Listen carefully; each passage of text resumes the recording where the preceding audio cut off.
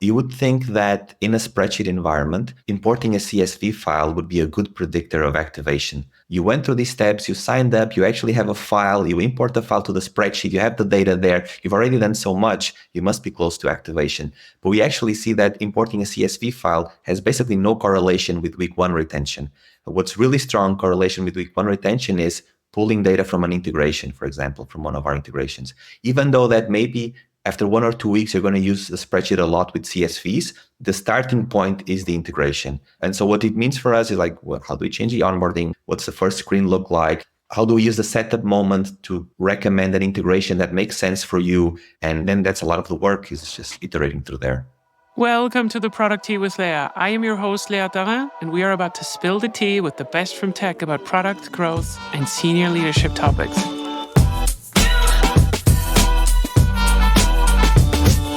Good morning, everyone. Today we talk to the head of growth at Rose.com, where he's pioneering the next generation spreadsheet for modern teams. With a backdrop of historic Porto and bustling Berlin, he blends his love for data, marketing, and AI to transform how teams collaborate and manage information. In his spare time, he dives into the world of nonfiction, sharing thoughtful book reviews on his blog, Betaglyph. But most importantly, he wrote an article about activation that I keep sharing around the world whenever we talk about aha moments and how to activate prospects, because it's such a good piece of information. Welcome to the podcast, Henrique Cruz. It's a very big pleasure of mine to have you here today. How are you doing? Thank you so much for having me. It's a great introduction. I wouldn't have said any better. All good. Sitting in Porto, Portugal. The weather is quite crappy for July, but I think we can live through it. Can you specify what you mean with crappy? Crappily hot? No, it's just nonstop rain for the last 2 days or 3 days. And we're in July, but Yeah, I was dealing with something similar, and now I have a swimming pool in the basement, which is really great. Yeah, an involuntary swimming pool. It's not very cool. Okay, then that's less cool. Yeah, okay, it is what it is. Hey, so Henrique, let me ask you, what do people get wrong about you once they get to know you? I think one thing, if you look at especially my LinkedIn or Twitter, I do share a lot of stories about roles, what we're doing, what we're not doing, etc. And I think people assume a lot that I consume a lot of content about growth, a lot of content about marketing. But I think the reality, especially after they get to know me, is that most of the content that I read is not about tech at all. Or if it is about tech, maybe it was written in the 2000s or in the 90s. So I do spend most of my time consuming content about different things. Could be science, could be history, could be tech in the 80s or 90s, and less about like what's happening right now. I prefer to do analogies more from the past. But I think if you look through my content, people assume that I'm a lot in the weeds of what's happening right now. It's not really the case. Yeah, that's really interesting. I think the same happens to me, because what we want to do is we want to stay on our topic, of course, right? Like we said, we want to write about it a lot. But I don't have that much time anymore in regards to reading other people's stuff. I also get a little bit conscious of like, hey, I don't want to rip anyone else's stuff off. So, I'm just doing my own stuff anyways, right? Like the problems that I see in the business and how I try to solve them. And it's weird, yeah, because people get this picture of like, oh, she does only PLG and nothing else in her life. Yeah, and, like she must follow everybody, she must read everything, and that's really not the case. Yeah, I don't even read most of the stuff that my best friends are writing. I have absolutely no idea. I just like, it needs to be a balance. Yeah. Can you explain to us really quickly maybe what Rose does? Because I have a good story to this. And yeah, then we just take it from there. So like just really quickly, so what does Rose do? Rose is a spreadsheet, really Excel or Google Sheets alternative. I think it's the simplest way of explaining it. Why do we need a new spreadsheet? Like, if you do it in 1 minute, what we found out is that Excel is probably the only software category that's still the market leader after 40 years. I think that's really unusual in our world.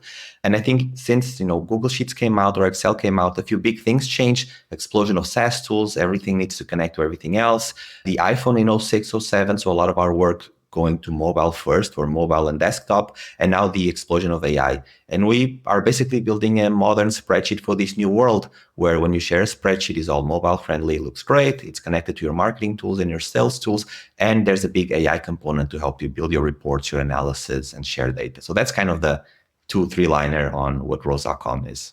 It's a really interesting product to me, because if you tell people that products like yours do exist, they just don't really know what it is for. But it's also very difficult to kind of condense it into what is the one use case that you might have that it actually serves better than Google Sheets or Excel or whatever it is. And it is very interesting, because usually in my world, Excel sheets or like the consolidated Google Sheets that we have in budgets and so forth, they are not connected to any outside data sources. They're just like copy pasted information, stuff that they heard from somewhere. It's like everything is like stitched together. The sheet itself is kind of fine, right? Like it might have even some like, really, really elaborate formulas in it. But it's just another artifact on top of other artifacts that are lying somewhere that are going outdated. And it's annoying me so much. So I appreciate products like yours for sure that are easier to integrate and that do not just like happen on desktop. Yeah, what we underestimated, I think, was how long it would take us first to build a good enough spreadsheet that would solve a lot of the like adjacent things that you want to use a spreadsheet for. I think we really underestimated that 5 or 6 or 7 years ago. Yeah. Okay, cool. So here's the reason why I have you on the podcast. And I didn't tell you this story yet. I told you that I will tell you right now. So now you're going to hear it. I teach a lot of PLG courses. And because people associate everything with PLG with me, we talk a lot about the aha moment. So what is the aha moment? The number one thing that we try to kind of figure out before monetization, where we can say that if someone reaches this particular point, I define it as they know your product, they understand what your product is about. Now they are informed enough to make a buying decision or go forward to say like, hey, I want to keep this in my life or not. So I'm always a little bit careful with the definition. And you wrote a really good article. I'm also going to put it into the show notes that is linked, I think, on Lenny's newsletter, I think somewhere about activation and so forth. Because one of the most common questions that I get is when we teach, hey, what is an aha moment? It's not about like, what is an aha moment? Like, I don't know, has downloaded a specific amount of documents, but like, how do I find it? How do I reach it? And you were the first one that wrote it in a similar way that I approach it, where we not just look like, hey, what it is, but also how many people reach it, and then how do we consecutively make it better.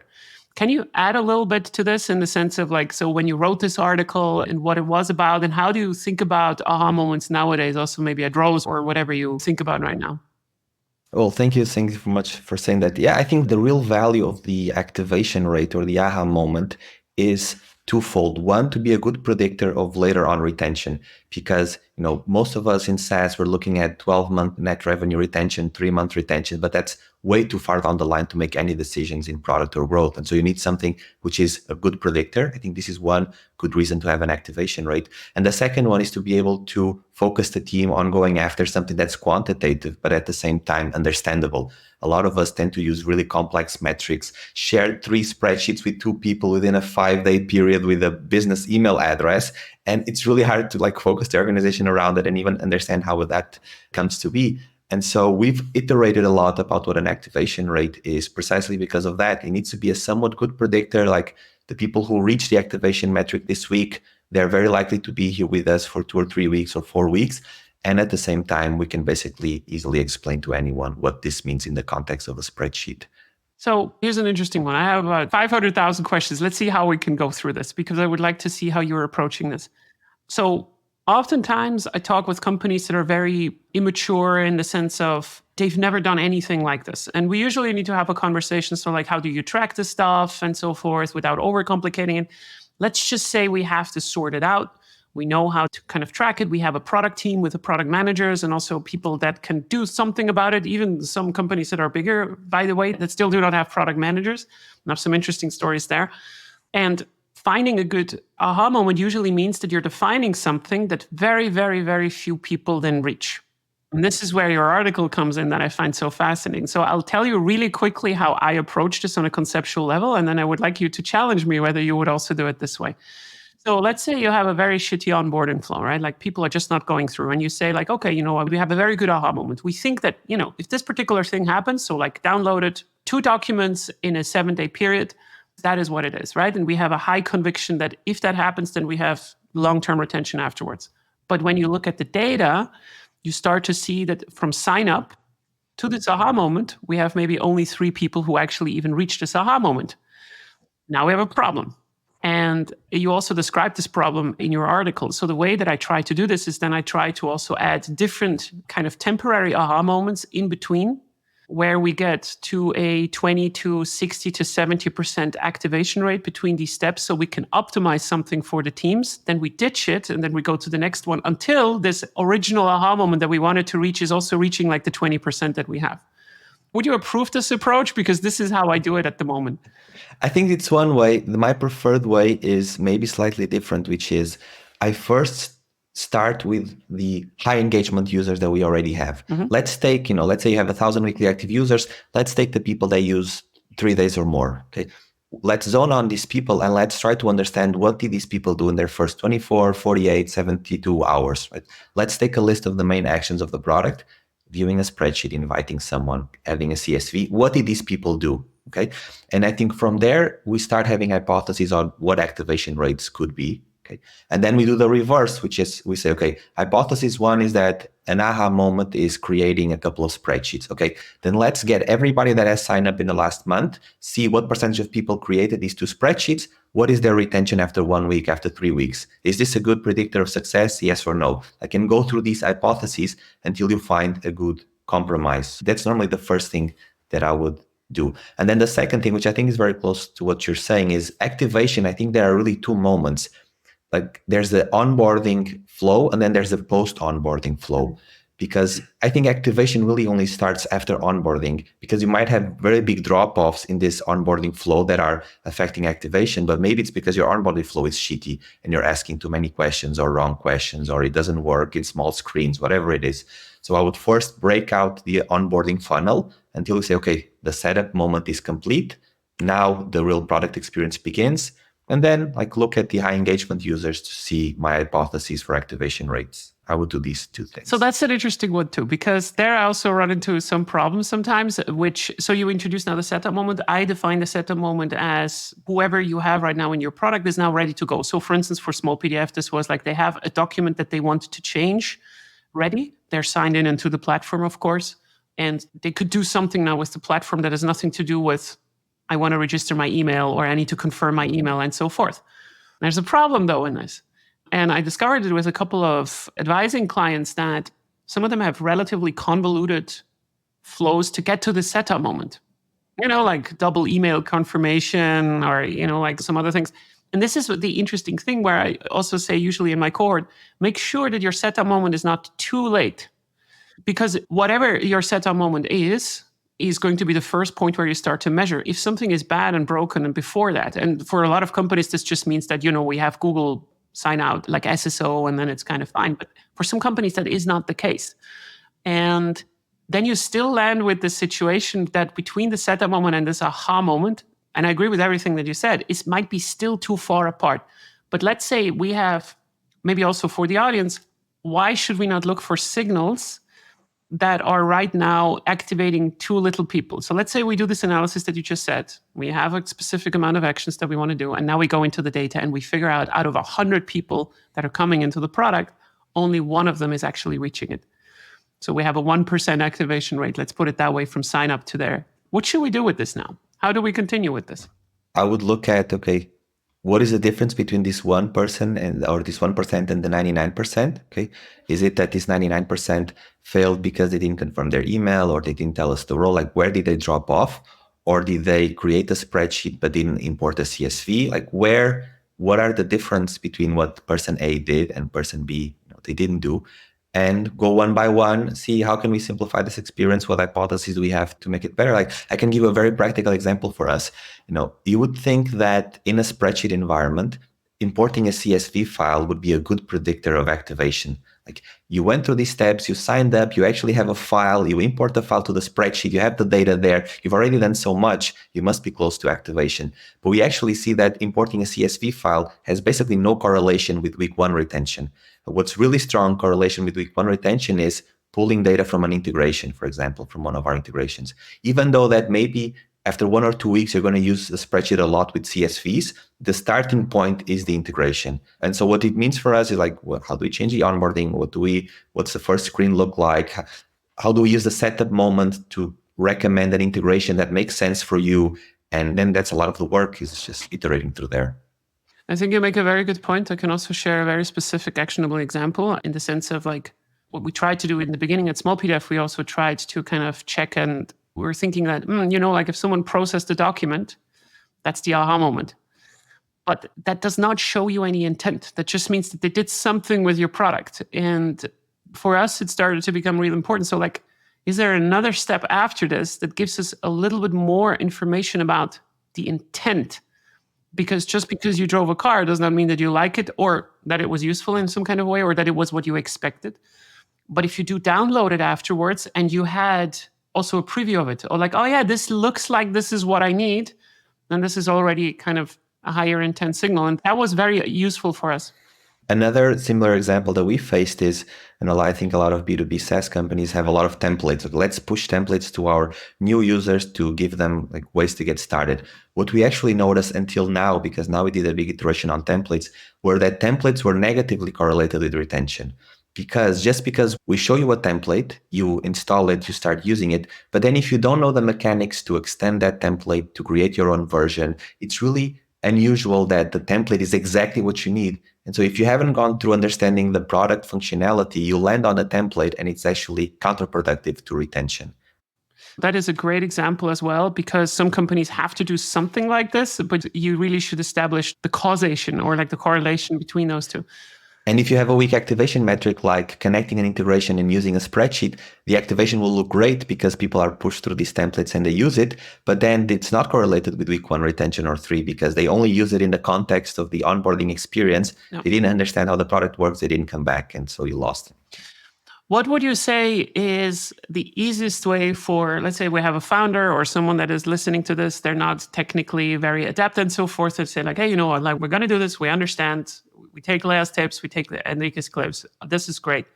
How can we establish nowadays the correlation between that and retention the easiest? So like, let's say we're tracking the data in some kind of way. Do you have some kind of method where you say like, hey, look, if you don't know anything about any of this, here's how you get started? Is it always like, hey, hire someone to do this for you, or what kind of? No, I think that what I would say is start by what is your retention metric? I think this is the first thing you need to define. What is the event, the data event that tells you that the person is using whatever you think is the core usage of the product? Let's take our example of the spreadsheet. You open the spreadsheet, let's start this as a basic event. And then let's start to build our cohorts from this. So today, 100 people open their first spreadsheet. How many of them are opening one tomorrow, after 2 days, after 3 days, after 4 days? Okay. And just with this basic setup, you can do a lot. Okay. Let's extract a list of people who use the product 5 days in a row. Let's extract a list of people who used it 2 days ago but didn't use it yesterday. Let's try to contact them. Let's see who they are. What are they using it for?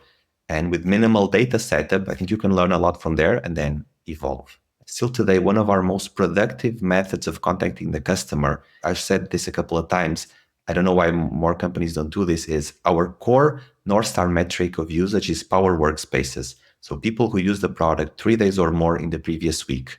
Because we're a spreadsheet, it's a productivity tool, you should use this multiple times a week. And this metric should always go up. Like if people use us 3 days a week and they stop using us, something wrong happened, right? And so every Monday morning, we look at the list of Power Workspaces that we lost last week. So they were Power Workspaces 2 weeks ago, but they weren't a Power Workspace last week. And we send them an email saying, hey, your email came up in a recent product analysis. Can you give me a couple of hints? Why did you stop using it? What could we do to help you come back? And we send this to everyone. I reply to every email. And the answers are fascinating because these people, they activated, they use the product sometimes multiple weeks, multiple days a week. They stop using. Why? That's really important signal. That's a fascinating point because I feel like a lot of companies started to get really good at activating and having relatively good onboarding also nowadays, right? But like that the retention part does not really check out. And I actually suspect that it is exactly what you said. They're looking at all the users, which are usually also drowned out by the many, many, many people who are using it very, very sparingly. But by separating the core users, you do not have to worry too much about ICP definitions and so forth, because they do retain. Normally, we also have to be careful about not introducing bias by just looking at the people who retain very hard. But in the way that you're doing it makes a lot of sense. Yeah. So let me ask you a very specific question. So you would consider these to be churn from a product engagement perspective, right? So like they're not using the product anymore, and now you want to know why. What is the time frame for a product like yours where you say that, hey, now we're sending the email? Like how much inactivity? Is it just a week? It's just a week. From all of our data that we've crunched, the numbers, honestly, if you don't get the product in the first 48 hours, it's really hard for you to be retained later on. So this is only for the initial is this like for the initial users that have not like a paid plan or anything? Are you only looking at those? For these Power Workspaces, it's free or paid, but most of the people who churn after 3 days, who they've been on the free plan, I think the people who already paid, they already have a higher level of engagement. So what we do is, we take a week frame because we look at the previous 7 days. Did you use 3 days or more or not? If you went from 3 days to 1 day or 3 days to 0 days, we ask you this question. Yep. Another benefit is that if you already used at least 3 days, your likelihood to answer this email is much higher, because you already have a bigger affinity to the product. Yeah. Whenever we try to send churn emails after 1 or 2 days, 48 hours to everybody who stopped using it, nobody replies to this. Most people were just discovering the product. They maybe saw a tweet about us. They have no affinity to the product. If they already use for a few weeks, 5 or 6 days, they will tell us something more often than not. Do you have any concerns that you might send someone like one of these churn surveys without them being actually inactive? Now thinking about teams, and people who are just activating a little bit slower, because this is a concern that I hear sometimes, like, hey, but we should not send a churn survey to these. Maybe what if they're not churned? It happens sometimes. I think the downside is smaller than the upside. What we do is we don't repeat the list, right? We do this person was a lost workspace last week, but was not 2 weeks ago, was not 3 weeks ago, so that the same person doesn't receive the email multiple times. No. But sometimes people say, I'm just using it less because I'm on vacation, or I'm just using it less because, this was a one-off use case, which is more interesting for us. I don't think there's a big downside. Like, we're not Apple, we're a B2B startup. We have other concerns. Yeah, we could talk about that too, like how it is to go against bigger brands in a second. So How do you think about teams with different parts of users? So now we know like you're centering your aha moment or like your activation around something very specific, but we have also users that are, or like accounts that have different types of users in them. Specifically, usually you have this differentiation between people who consume your product and those that create something in the product. So for instance, people who are creating the spreadsheets, and then those that are just looking at them, like sharing and so forth. How do you look at activation as a team in that sense? Do you just keep aha moments for each and every one? Like, what works for you and what doesn't work? Because I feel like it's very easy to get into the weeds quite quickly when you're starting to look at team activation in that sense. The activation of the consumer is a lot harder to influence, I find, because for products like us, the creators are really the ones that get the ball rolling. And so I have to say that we spend most of our time thinking about how do we improve the experience for the creator. Yeah. The activation metric for us is creating or viewing a spreadsheet is one of these events that counts to our activation. So we do see viewers of spreadsheets being activated. But I think the big challenge for us is how do we turn a consumer to a creator? Like, what are the jobs in which a consumer might want to become a creator? Is it that they will comment on a spreadsheet? Is it they will request access to a spreadsheet? Yeah, it's still really an ongoing problem for us to solve. One of our most popular features, I'll tell you, is embeds. So people love to create charts in rows and analysis, and then they take a chart and they put it in a Notion document. Yeah. This is very good for team virality because more people get exposed to the brand. But there's a counter side, which is maybe if the chart is already on the Notion document, you have less affinity to the brand and maybe less likelihood to want to have access to it because it's already in its final stage. So it's always this thing, okay, what do we do with embeds? On the one hand, they're great for team virality. On the other hand, they hurt maybe a little bit of activation because instead of me inviting you to the spreadsheet, I put it on the Notion doc. So like it's a little bit of a double-edged sword in that sense. I think the best practice advice that people always give is that you have to brand your stuff whenever possible, right? Like created by and so forth. But I'm not always agreeing on this. So because I think the way that you just described it, it's a very, very common problem with Notion, right? Like, what do people do? They just take a screenshot of a graph and they put it in Notion. Great. 2 weeks down the line, the spreadsheet changes. You have to do it again and you have to find the Notion page again. And I think this frustration starts to build up. It's almost like like an opportunity that starts to grow. And then suddenly you see like, hey, how did you do this? Like, why is there stuff updating all the time? And then like, yeah, well, I'm using rows integration or whatever you use. It doesn't really matter. And that activates relatively quick. So I find that a really good approach in that sense. So do you have any salespeople at Rows? For now, we only have success people for like the expand motion within accounts. We don't have any. We're actually discussing now, do we hire our first salespeople to get some kind of repeatable, bigger accounts in? But for now, it's been 100% like land and expand, let's say. And that's an interesting one. I think that's the playbook that we have in PLG, right? Like we go in very, very low and then you start to expand afterwards. So 2 questions to this. I'm sorry that I'm so detailed on this, but like this is really fascinating for me because now I see how you're doing it. So your customer success people, do you also have specific signals that you're looking for once people are, they're now enrolling like pro plan? So like when do you start to look for signals where you have a conversation with, hey, maybe now we should ask them for expansion or anything? Or does all of this happen naturally? But I assume because you have customer success people, it doesn't just happen like that. It doesn't just happen like that. I'll tell you like 2 things that we do and a couple of interesting anecdotes with bigger enterprises. So the one thing that we do, I think this is quite typical, but it still works very well today. I would say that maybe 5% of our onboarding calls to 10% go through this motion, or our customer calls, which is if you sign up to Rose with a business address, we enrich this email address to know the employees, and then we send an email from one of our founders saying, hey, I know that you signed up. If you want to know a little bit more about us, happy to give you a tour. For bigger companies, this still converts very well to at least getting a demo with them, because often, they are picking between very different tools. They know that there's different layers of approval. They want to know if we have a specific feature set and maybe it's not on the pricing page. So this works well. But then the second thing that we do is every day we, obviously in a row spreadsheet connected with that data warehouse, but we pull our Power Workspace report, which is everybody that in the last 7 days, again, used 3 days or more. And this has a bunch of columns in Reach, like how many spreadsheets, which integrations are they using, like what is their email, etc. And this triggers some conversations for customer success where we say, okay, company A went from 1 seat to 3 seats last week on the free plan. Can we know more about what they're doing? I think so. These 2 things are routines that we use very often. But I can tell you that 2 of the biggest clients that we have, big enterprises or big in terms of logos, one of them reached out to us on Twitter in his personal email address, asking a question, telling us, pivot tables aren't really working, Rose, what can we do? Reach out, conversation, land. And the second one through Reddit. Maybe once a week, I go to Reddit and I search for rose.com. What are people asking for? And this person asked, they had a question on how to use Rose with the Notion integration.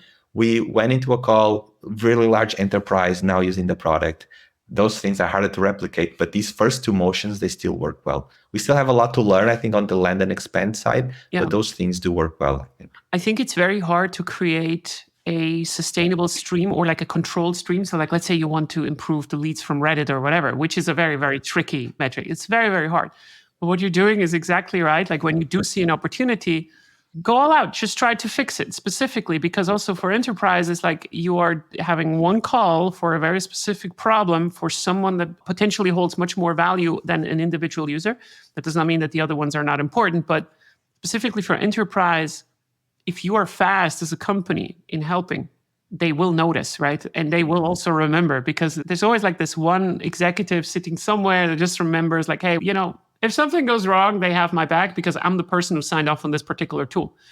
Nobody gets fired for, hiring IBM and so forth. But a lot of people get fired for like bringing the wrong tools in, like the integration doesn't work. The data stack just goes up in flames because of it or whatever. So I feel like this is a really good point that you just made. I also like it because the way that we approach product-led sales in that regard is we try to find product qualified accounts in the sense of we give specific scores, which is almost what you do now as well, to specific actions. And then if you go above a specific threshold, then we call you a product qualified account, mark you in HubSpot, and then sales can also reach out. What I love about your approach as well, if I'm understanding you correct, is that the customer success people or the people that do reach out afterwards, they also read what they did because you're doing actual research with it. It's not just like, like they are ready to be harvested, so to speak, but also like what did they do and what do they seem to be interested in? And I think companies or in general, just people really like it when you are coming into a call informed. That has been always my experience. And if they love your product, which is very likely if they use it quite a lot, you get a quite big response rate. Yeah, I think that's true. I think the hardest part, though, on the flip side is you have to trust the process. Like you will live and die by the quality of the product if you run this motion. Often the customer success person or team will say, how can we get more of these enterprise conversations? How can we get more of these customers to sign up to talk to us? And like you have to trust the process. If the product is good enough, they will spend a few days. They're more likely to want to talk. It's hard to artificially try to get more conversations going, close accounts faster. That's at least what we find. Like you if you're in this PLG motion, you have to trust the product. And if it doesn't perform, maybe you need to change your acquisition model or you go to market, but you need to trust the process. You can't run this like hybrid, too much of this hybrid scenario, especially in the beginning. I think you're saying this so nice. I just want to frame it a little bit more drastic, I think. The way that I call this is that you need to keep the resources that you throw into your qualified pipeline lower than the amount of leads that you create. So what do I mean with this? Is that, like, let's say you have 5 qualified accounts that you want to reach out per month. And you have one guy sitting there that's called Gary, who is doing calls, right? And he's trying to reach out. But Gary could handle 20. So what does Gary do? Specifically, if he has an incentivization plan, he's going to ask you to lower the bar a little bit so he can reach out to a couple more people, right? Like, so instead of just saying like, oh, we're only going to reach out to people who did 10 power actions in the last month, let's reach out to those that only did 5. Like I can just call them. There's no harm in it. And this is exactly how you erode it. And then people start to think that this entire motion does not work anymore. There's a big danger with this. So I like the way that you framed it. I think you said it very polite though. No, I think it's that. Yeah, it's exactly that. Yeah. So you spoke before about Apple or like just bigger companies in general. And almost all of us are competing against bigger companies, unless Jeff Bezos is now listening. Maybe, Jeff, now you need to go off the podcast because this is not for you anymore. But how do you think about your brand in regards to, we want to create these leads and we want to represent something in the market? Do you have to be better than Apple? Do you have to be better than Microsoft? Do you have to be better than Google Sheets? Like how do you position yourself? Because I know you have some opinions on this. Yeah. You will not be able to be better at everything. You need to be different or special in some things. Okay. I think on the brand side, what this means is, there aren't 10 different ways of building a brand. There are maybe 4 or 5 ways of building a brand. Your brand could be about your values, like Patagonia is about values, right? Your brand can be about this category, like HubSpot was for inbound marketing. Your brand can be a person, like the Ryan Reynolds, like booze drink, whatever, like it's about him. Or your brand could also be about the juxtaposition with somebody else. Right? For example, this liquid death water is like their water is different from the other waters. And our brand is a bit like this, which is our brand, Bro's brand, is that we are not Google Sheets and we're not Excel. They are 60, 50-year-olds close to retirement. We are the newcomer, right? So we play a lot with a brand like this. And so if you're on B2B SaaS, I think that's important, which is if you're competing against a giant, how do you position your brand? Like, who are you versus these people? And because we have this us versus them mechanic going on, means that we can do a bit bolder things on communication on social media. It also means that we've never faced people not being curious about the product. People have always been curious about roles, just for the fact that so few people are building new spreadsheets that, let me see what these guys are at least doing. Right? This also helps on the brand side. Like if you're saying we're going head to head against these giants, people are more curious to try it out. I think there's a lot of different ways to activate the brand, depending on who you want to be. That just gave me a really interesting thought. Maybe it's not interesting, but let's see. So the way that I think about this is that I don't know what really pisses me off most of the days when we talk about spreadsheets, but I know I have a contentious relationship with them. So for instance, with Gmail, I had a similar experience. I kind of like Gmail. I kind of use it quite a lot. It's kind of okay. But like the last time that I used a different provider is already 25 years ago. Or 20, whatever, like, yeah, I'm old. But the thing is, this is also how I landed on Superhuman as a tool to just like make myself more productive with Gmail. I did not look for it at all. But like when I saw it, I was just like, I don't know what really annoys me about Google or like Gmail. Like maybe I'm just going to try it out. And I think with spreadsheets, it's not about the spreadsheets. Nobody gets up in the morning and says like, oh, I wish I could make a spreadsheet. You either want to get some kind of overview, you want to play with data, you want to track something, whatever it is that gives you some kind of joy in your miserable work life. But I could definitely, and this is also why I also tried out Rows at some point, because I was just like, I use this stuff so much in my life and I constantly think that I could be better, like it could just be better, like Sheets could be just better and so forth. So I think there's also a kind of a market where people they don't really know. And this is where this brand thing comes in so much. Do you have some practical examples on this in some way? The most practical example there, I think, is this is the whole reason why we dropped the homepage. If you go to rose.com on desktop, we don't have a homepage. We land you on the product.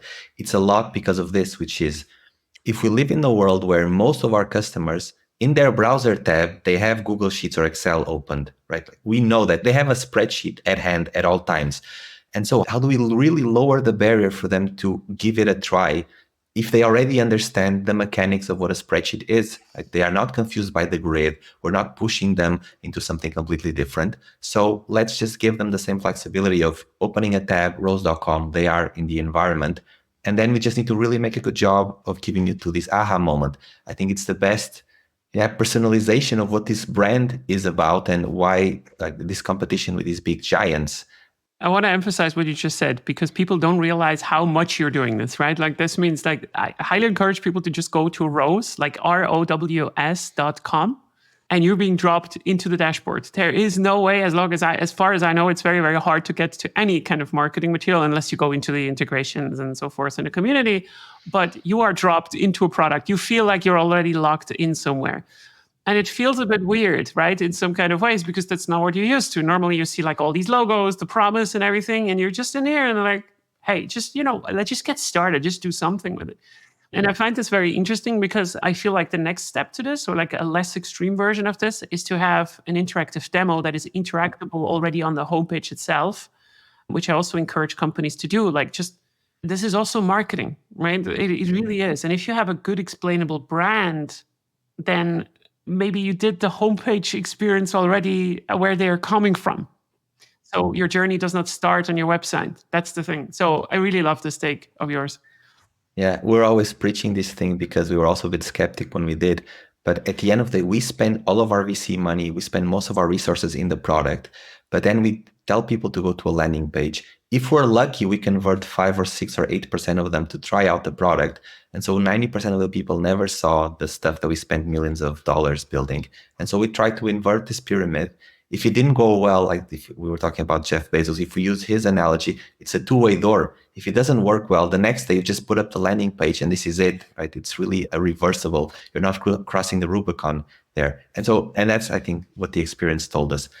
No. Very good things happened from it. We tripled our sign-up rate because, again, people go there. They already put something in the spreadsheet, a lot more likely that they will sign up. SEO and backlinks exploded because a lot of people talking about us, etc. I think more and more companies should give this. I can double down on this also a little bit. And I think specifically when it comes to collecting information, even if you have SSO, like single sign-on, like even if you let people log in through Google and so forth, we also did this at Small PDF. We allowed you to use the product for free without registering, at least in some kind of limitations, right? And it's been a huge success for us because it gives you something. It's so extreme, right? Like, it's a freemium before a freemium. It's like, it gives you something for free, then you ask for the email. And this might not sound a lot, but like, if you have so many users, it actually is quite a lot. So like, you're really doing something at the top of the funnel. And it's not always possible, especially for more complex business integrations. I get it, I understand, but there are companies who can actually do this without asking for any account to at least show something about the product that you can do in there, even if it's very, very basic. As you said, because probably, I'm pretty sure that if I would go to your community templates or whatever it is, or like in your Excel sheet that you have on the homepage, that I see which actions you think people are doing the most, because those are the ones that you're focusing on the onboarding. And this gives you quite a good idea on like also what you are tracking. I would assume that this is the way it works.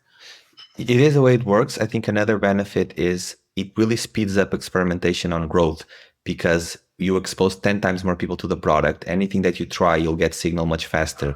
Like if you change the button, if you change the flow, if like whatever it is, much more people, you can get signal much faster. It's another good side effect of doing this. Can you speak a little bit about the ratio between the people who are using it before they start to sign up? If it's okay, I always like to ask for numbers. I'm not sure. Not everybody wants to give them. No, of course. One surprising statistic that I'll tell you is, again, our North Star product metric is these power workspaces. People who use the product 3 days or more. At any given day, between 5 to 10% of our power workspaces are sandboxes.